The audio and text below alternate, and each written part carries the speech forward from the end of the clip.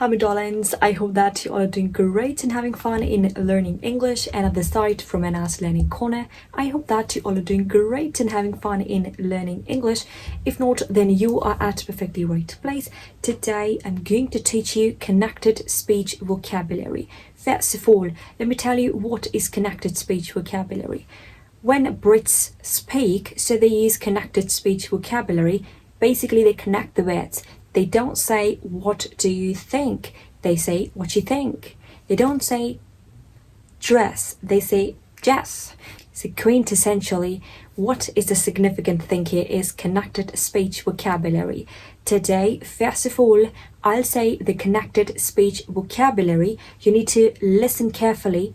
And after that, you have to guess what is the actual sentence. If you guess it, so it means you understand advanced English and your level is C1. But if you're not able to understand, it means your level is intermediate. But if you understand few of the words, but few you'll not be able to understand, it means that your level is B2. Without wasting any time, let's get the ball rolling. First one. What you want? What you want? Do you guess that? If yes, write the correct one in the comments below. I'll check that out. It is, what do you want? So we're saying, what do you want as what you want? What you want. Next one. What you think? What you think? In British English, we don't say what you, we say what you, what you. So it is what you think. So we can say, what you think. Next one. Was that? Was that? Did you guess that? It is, what is that? Where are you off to? Where are you off to?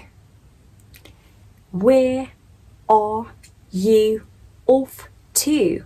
When you're off to somewhere, it means, where are you going? So you can say, where you off to? Where you off to? You observe just because of the connected speech vocabulary, you're not able to understand because they connect the words and make them more shrinked version of it. Let's see the next one. Try to guess. Was it? Was it? Did you guess that? Where is it? Nice dress. Nice dress. Nice dress means nice dress.